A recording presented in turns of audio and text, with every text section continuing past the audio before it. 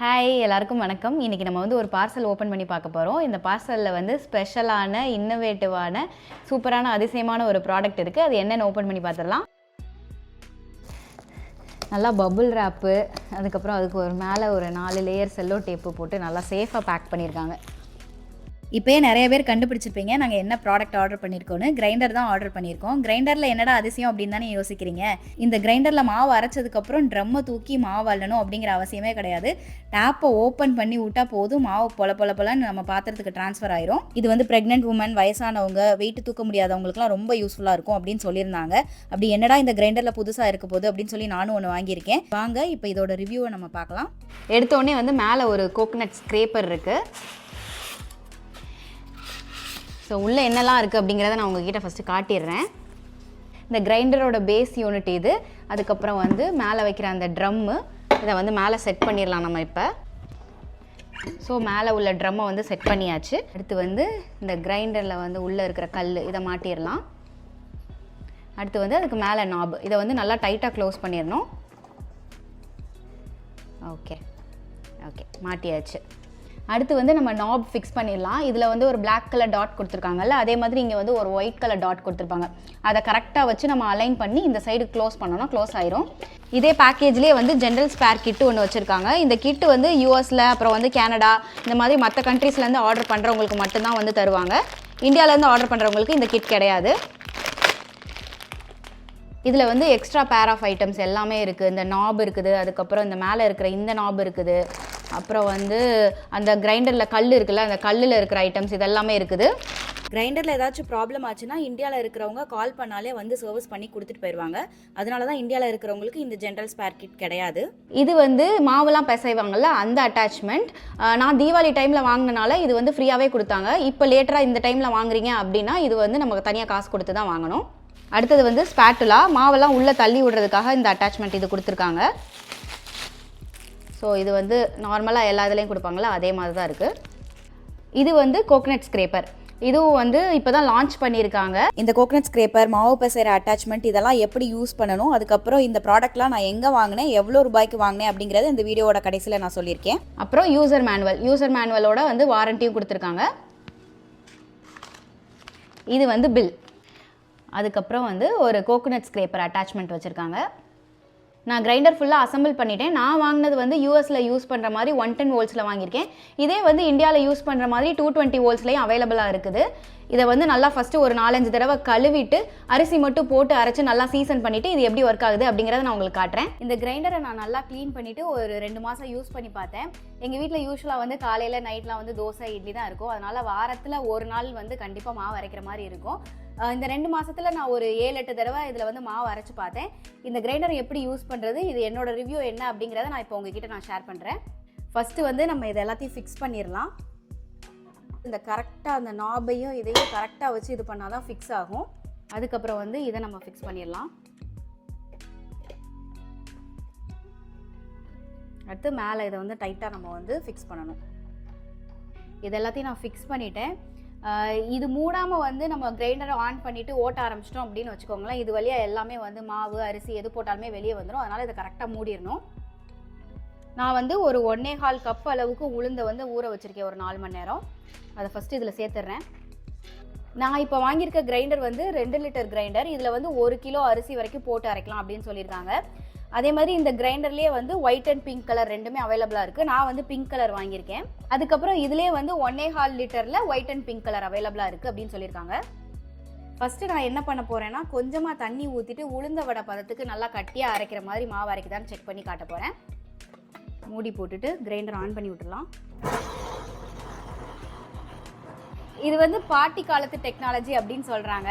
அது என்னன்னா, இப்போ ரீசெண்டாக வர்ற கிரைண்டர்லாம் என்னன்னா ட்ரம்மு சுற்றும், உள்ளே உள்ள கல் வந்து ஸ்டேஷ்னரியாக இருக்கும். இதில் எப்படின்னா, வெளியே உள்ள ட்ரம்மு வந்து ஸ்டேஷ்னரியாக இருக்கும், ஆனால் உள்ளே உள்ள கல் தான் சுற்றும். இந்த கிரைண்டரில் வந்து உள்ளே உள்ள கல் சுற்றி மாவு அரைக்கிறதுனால ட்ரம் வந்து ஹீட் ஆகாது அப்படின்னு சொல்லியிருந்தாங்க. இந்த 2 மாதம் நான் யூஸ் பண்ணி பார்த்தேன். எனக்கு அந்த மாதிரி எந்த பிரச்சனையும் வரல. இந்த ட்ரம்மும் ஹீட் ஆகலை. இந்த மூடிலே வந்து குட்டி குட்டி ஓட்டையாக இருக்கும். அது வழியாக நம்ம இதில் தண்ணி ஊற்றிக்கலாம். எனக்கு வந்து இது பர்சனலாக பிடிச்சிருந்துச்சு. இந்த 2 மாதத்தில் நான் லேர்ன் பண்ணிக்கிட்டது என்னென்னா, கிரைண்டர் ஓடிட்டு இருக்கும்போது நம்ம வந்து கையை வச்சு மாவு தள்ளவே கூடாது. ஒன்று இந்த ஸ்பேட்டலா யூஸ் பண்ணணும், இல்லைன்னா கிரைண்டர் ஆஃப் பண்ணிவிட்டு அதுக்கப்புறம் தான் சைடில் உள்ள மாவை தள்ளி விடணும். நான் கிரைண்டர் ஆன் பண்ணி 5 நிமிஷம் ஆச்சு. உளுந்த வடைக்கு ஏற்ற மாதிரி மாவு அரைக்கலாம் அப்படின்னு சொல்லியிருந்தேன்ல, எப்படி வந்திருக்குன்னு நம்ம ஃபஸ்ட்டு செக் பண்ணி பார்க்கலாம். மாவு வந்து இப்படி தான் வந்திருக்கு.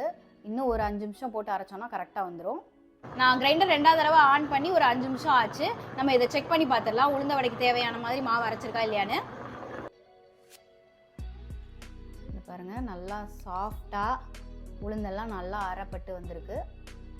ஸோ இந்த மாவை வந்து இப்படியே எடுத்துடலாம். ஆனால் நான் இப்படியே எடுக்க போகிறதில்ல, ஏன்னா எனக்கு வந்து இட்லி மாவுக்கு தேவையான மாதிரி தான் பதம் தேவைப்படுது. அதனால் இன்னும் கொஞ்சம் தண்ணி ஊற்றி ஒரு 2 சுற்று சுற்றிட்டு நம்ம எடுத்துடலாம். இப்போ வந்து நம்ம கிரைண்டர் ஆஃப் பண்ணிடலாம். 2 சுற்று சுற்ற விட்டுட்டேன். நான் இந்த கிரைண்டர் வந்து முக்கியமாக வாங்கினதுக்கு காரணம் என்னென்னா, ட்ரம்மை தூக்காமலே நம்மளால் மாவு அள்ள முடியும், அதே சமயத்தில் வந்து கைப்படாமலே நம்மளால் மாவு எடுக்க முடியும். மாவு வந்து வெளியே எடுக்கிறதுக்கு என்ன பண்ணணும்னா, கிரைண்டர் ஆன் பண்ணிட்டு தான் பண்ணணும். அப்போ தான் உள்ள ஃபோர்ஸில் வந்து இந்த ஓட்டை வழியாக வந்து நம்மளுக்கு மாவு வெளியே வரும்.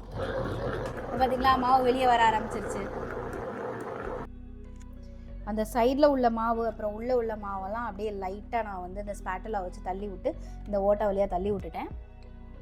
உளுந்து வந்து இந்த அளவுக்கு என்னால் வெளியே எடுக்க முடிஞ்சிருச்சு. அதே மாதிரி கைப்படாமலே ட்ரம்மையும் தூக்காமலே என்னால் வந்து மாவு அள்ள முடிஞ்சது. மொத்தமாக எனக்கு உளுந்து அரைச்சி அதை எடுக்கிறதுக்கு வந்து 12 நிமிஷம் ஆச்சு. இப்போ நம்ம அரிசி போட்டு அரைச்சிடலாம். நான் இன்னைக்கு 1 கிலோ அளவுக்கு, அதாவது 4 கப் அரிசி வந்து நான் எடுத்து வச்சுருக்கேன். அதை வந்து சேர்த்துடலாம். அரிசிக்கு தேவையான அளவுக்கு நம்ம தண்ணி ஊற்றிட்டு கிரைண்டர் ஆன் பண்ணி விட்டுறலாம்.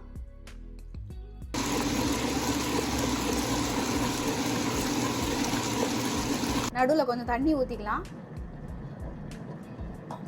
இப்போ அரிசி போட்டு 10 நிமிஷம் ஆச்சு. நம்ம செக் பண்ணி பார்த்துடலாம்.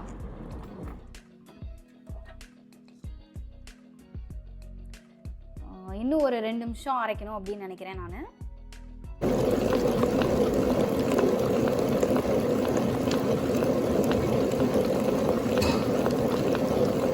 அரிசி போட்டு ஒரு 15 நிமிஷம் ஆச்சு. இது எப்படி வந்திருக்குன்னு செக் பண்ணி பார்த்துட்டு எடுத்துடலாம். கரெக்டாக இருக்குது. இப்போ நம்ம இதை எடுத்துடலாம். இந்த கிரைண்டர் வந்து வயசானவங்களுக்கு, ப்ரெக்னென்சி டைமில் வந்து ஹெவியாக தூக்கக்கூடாது அப்படின்னு சொல்லுவாங்கள்ல, அவங்களுக்கு, அதுக்கப்புறம் கையில் சர்ஜரி பண்ணியிருக்கவங்களுக்கு, அவங்களுக்குலாம் வந்து ரொம்ப யூஸ்ஃபுல்லாக இருக்கும் அப்படின்னு சொல்லியிருந்தாங்க.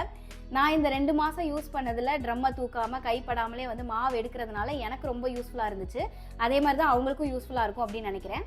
இப்போ நம்ம வந்து அரிசி மாவை எடுத்துடலாம்.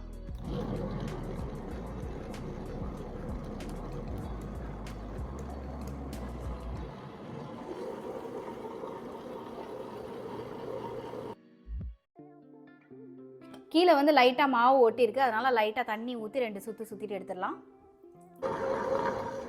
அதுதான், அரிசி மாவு ஃபுல்லாக நல்லா வந்துருச்சு. அரிசி மாவு வந்து இந்த அளவுக்கு என்னால் வெளியே எடுக்க முடிஞ்சது. எப்பயும் போல் மாவில் உப்பு போட்டு நம்ம கலந்து வச்சிடலாம். இதே மாதிரியே கைப்படாமலே ட்ரம்மை தூக்காமலே வந்து க்ளீன் பண்ணலாம் அப்படின்னு சொல்லியிருக்காங்க. அது எப்படி க்ளீன் பண்ணுறதோ அப்படிங்கிறதையும் நான் உங்ககிட்ட காட்டுறேன்.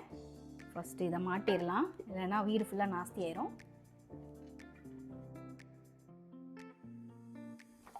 இந்த சைடில் இருக்கிறதெல்லாம் நம்ம கண்டிப்பாக வந்து கையை வச்சு தான் க்ளீன் பண்ணணும்.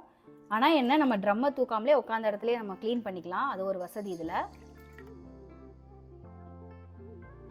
ஓரளவுக்கு கையை வச்சு இந்த சைட்லாம் தேய்ச்சி விட்டுட்டு தண்ணி ஊற்றி க்ளீன் பண்ணியிருக்கேன். இப்போ நம்ம க்ளீன் பண்ணதுக்கப்புறமா இந்த பிளாக் கலர் நாப் இருக்குல்ல, இதை ஓப்பன் பண்ணாலே தண்ணி வந்து வெளியே வந்துடும். இது பாருங்க, நான் சரியாக மூடாததுனால இந்த சைடில் கீழெல்லாம் வந்து தண்ணி வெளியே வருது. இதை சரியாக மூடினா தான் வந்து கீழே வந்து ஒழுகாது. ஃபஸ்ட்டு இதை வந்து சரியாக ஃபிக்ஸ் பண்ணிடலாம். ஓகே, ஃபிக்ஸ் பண்ணதுக்கப்புறமா இந்த தண்ணியை ஊற்றிட்டு இன்னும் ஒரு தண்ணி ஊற்றி கழுவிட்டு எப்படி க்ளீனாக இருக்குது அப்படிங்கிறத காட்டுறேன். கீழே இன்னும் கொஞ்சம் வந்து தண்ணி தேங்கி இருக்குது. அதை நான் என்ன பண்ணுறேன்னா, இப்படி லைட்டாக சாய்ப்போம். சாய்ச்சோன்னா எல்லாமே வெளியே வந்துருச்சு. இன்னும் கொஞ்சம் மாவாக இருக்குது. நம்ம வந்து இந்த இடத்துல தண்ணியை ஊற்றி க்ளீன் பண்ணி விட்ருவோம். ஓகே, இப்போ நான் உங்ககிட்ட காட்டுறேன் இது எந்த அளவுக்கு க்ளீனாக இருக்குது அப்படின்னு சொல்லி. என்னால் ட்ரம்மை தூக்காமலே உட்காந்த இடத்துல இந்த அளவுக்கு நல்லா க்ளீன் பண்ண முடிஞ்சது. இன்னும் ரொம்ப சூப்பராக சோப் போட்டுலாம் கழுவணும் அப்படின்னா நம்ம ட்ரம்மை எடுத்துகிட்டு போய் வாஷ் பேஷனில் வந்து எப்பயுமே நார்மலாக கழுவுவோம்ல, அந்த மாதிரி கழுவணும். முடியாதவங்களுக்கு இது ஒரு நல்ல ஆப்ஷன் நான் சொல்லுவேன். இந்த கிளிப் வந்து இந்த கிரைண்டர் வாங்கி 2 மாதம் கழிச்சு எடுத்தது. இப்போ வரைக்கும் நான் இந்த கிரைண்டர் தான் யூஸ் பண்ணிட்டு இருக்கேன். நல்லாவே ஒர்க் ஆகுது. எனக்கு உடம்பு சரியில்லாதப்போ கூட என் ஹஸ்பண்டால ஈஸியாக வந்து மாவு அரைச்சு என்னால் அள்ள முடிஞ்சது அப்படின்னு சொன்னாங்க. இந்த 2 மாசத்துல இந்த கிரைண்டர் யூஸ் பண்ணி நான் லேர்ன் பண்ணிக்கிட்டது என்னன்னா, ரொம்ப தண்ணியாக இருந்துச்சுன்னா இந்த மாதிரி வெளியே தெறிக்க ஆரம்பிச்சிடும். அப்புறம் க்ளீன் பண்ணுறதே பெரிய வேலையாக இருக்கும். அப்புறம் மாவு அரைக்கும் போது கண்டிப்பாக நடுவில் வந்து கையை உள்ள விட்டுறவே கூடாது. மற்றபடி நம்ம நார்மல் கிரைண்டரில் எப்படி மாவு அரைப்போமோ அதே மாதிரி தான் இதுலேயும் அரைக்கணும். இந்த மாவு வந்து ஸ்மார்ட் ஃபிங்கர்ஸ் கிரைண்டரில் இப்போ ரீசெண்டாக அரைச்சது தான். நார்மல் கிரைண்டரில் அரைச்சா எந்த கன்சிஸ்டன்சியில் இருக்குமோ அதே கன்சிஸ்டன்சியில் தான் இந்த ஸ்மார்ட் ஃபிங்கர்ஸ் கிரைண்டரில் அரைச்சாலும் எனக்கு கிடைச்சது. இந்த ஸ்மார்ட் ஃபிங்கர்ஸ் கிரைண்டரில் அரைச்ச மாவை யூஸ் பண்ணி தோசை, இட்லி எல்லாமே சுட்டு பார்த்தேன். எல்லாமே வந்து நம்ம நார்மலாக இருக்கிற மாதிரி தான் இருந்தது. எந்த டிஃப்ரென்ஸும் எனக்கு தெரியல. எனக்கு வந்து இந்த கிரைண்டரில் மாவு அரைக்கிறதுக்கு உளுந்து, அரிசி இது ரெண்டையுமே சேர்த்து அரைக்கிறதுக்கு வந்து 35லேருந்து 40 நிமிஷம் ஆச்சு. இது கூடவே நான் கோகனட் ஸ்க்ரேப்பரும் சப்பாத்தி மாவு பிசைறதும் வாங்கியிருந்தேன். அது எப்படி யூஸ் பண்ணுறது அப்படிங்கிறத நான் இப்போ செஞ்சு காட்டுறேன். இப்போ இந்த டோ மேக்கர் எப்படி ஒர்க் ஆகுது அப்படிங்கிறத செக் பண்ணி பார்த்துருவோம். இதில் வந்து இந்த மாதிரி கம்பி அட்டாச்மெண்ட் ஒன்று கொடுத்துருப்பாங்க. அதை வந்து கரெக்டாக நம்ம ஃபிட் பண்ணிவிட்டு மேலே உள்ள நாபை நல்லா டைட்டாக மூடிடணும். நான் ஏற்கனவே 2 கப்பு கோதுமை மாவும் அதில் கொஞ்சம் உப்பும் போட்டு கலந்து வச்சுருக்கேன். அதை வந்து இதில் சேர்த்துடலாம். இது கூடவே நான் எப்பயும் வந்து சப்பாத்தி மாவுக்கு எண்ணெய் சேர்த்து பிசைவேன். அது மாதிரி கொஞ்சமாக லைட்டாக வந்து எண்ணெய் ஊற்றிக்கிறேன். இந்த கிரைண்டரில் ஃபஸ்ட்டு டைமாக சப்பாத்தி மாவு அரைக்கிறனால தண்ணி எவ்வளோ தேவைப்படும்னு தெரியல. அதனால கொஞ்சமாக தண்ணி ஊற்றிட்டு கிரைண்டரை ஆன் பண்ணி விட்டுட்டேன். அதுக்கப்புறம் கிரைண்டர் ஓடிட்டு இருக்கும்போதே கொஞ்சம் கொஞ்சமாக நான் தண்ணி ஊற்றிக்கிட்டேன். இதுலேயே வந்து நம்ம பூரிக்கு ஏற்ற மாதிரி கொஞ்சம் டைட்டான டோவும் பிசையலாம். நீங்கள் பார்த்தீங்கனாலே தெரியும், கீழெல்லாம் ஒட்டாமல் அழகாக 2லேருந்து 2.5 நிமிஷத்தில் வந்து எனக்கு சப்பாத்தி மாவு ரெடியாகி வந்துருச்சு. அடுத்தது கோகனட் ஸ்க்ரேப்பர் எப்படி ஒர்க் ஆகுது அப்படிங்கிறத செக் பண்ணி பார்த்துடலாம். இதில் வந்து இந்த மாதிரி ஒரு தட்டு கொடுத்துருப்பாங்க. அதை ஃபஸ்ட்டு கீழே வச்சுட்டு அதுக்கு மேலே இந்த கோகனட் ஸ்க்ரேப்பரோட அட்டாச்மெண்ட்டை வந்து ஜஸ்ட்டு மாட்டினா போதும். அதுக்கப்புறம் நம்ம கிரைண்டர் ஆன் பண்ணோன்னா நடுவில் உள்ள அந்த கோகனட் ஸ்க்ரேப்பர் அட்டாச்மெண்ட் மட்டும் சுத்த ஆரம்பிக்கும். அதில் தேங்காய் வச்சோன்னா நம்மளுக்கு தேங்காய் துருவல் கிடைக்க ஆரம்பிச்சிடும். சும்மா லைட்டாக தேங்காய் வச்சாலே தேங்காய் துருவல் வர ஆரம்பிச்சிடும் அப்படின்னு சொல்லிட்டு தேங்காவை லைட்டாக தான் ப்ரெஸ் பண்ணேன். தேங்காய் துருவல் வரவே இல்லை. சரி ஒருவேளை ஒர்க் ஆகலையோ அப்படின்னு நினச்சேன். அதுக்கப்புறம் நல்லா டைட்டாக ப்ரெஸ் பண்ணதுக்கப்புறம் தான் வந்து தேங்காய் துருவல் வர ஆரம்பிச்சது. என்னால் இந்த அளவுக்கு தான் தேங்காய் துருவல் எடுக்க முடிஞ்சது.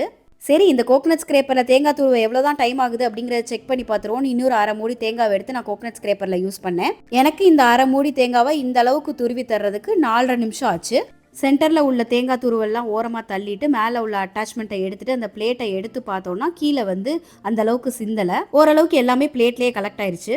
இது எல்லாமே நான் வந்து ஜிமார்க் அப்ளையன்சஸ் அப்படிங்கிற கடையிலேருந்து தான் வாங்கியிருந்தேன். இவங்க வந்து வேர்ல்டு வைட் ஷிப் பண்ணுறாங்க. இந்தியாவுக்குள்ளே அவங்க இதுக்குள்ளேயே வந்து ஏரியாலே வாங்கினோன்னா நம்மளுக்கு வந்து ஃப்ரீ ஷிப்பிங் இருக்குது.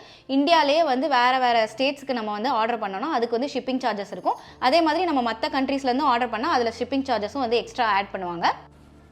ஸோ இதுதான் பில். நான் வந்து ஜிமார்க் அப்ளையன்சஸ் அப்படிங்கிற கடையிலேருந்து வாங்கினேன். என்னோட கிரைண்டர் விலை வந்து 12,900 13,000 வந்துச்சு. உங்களுக்கும் வேணும்னா ஜிமார்க் அப்ளையன்சஸோட டீட்டெயில்ஸ் வந்து டிஸ்கிரிப்ஷன்லையும் கமெண்ட் செக்ஷன்லையும் கொடுத்துருக்கேன். செக் பண்ணி பாருங்கள்.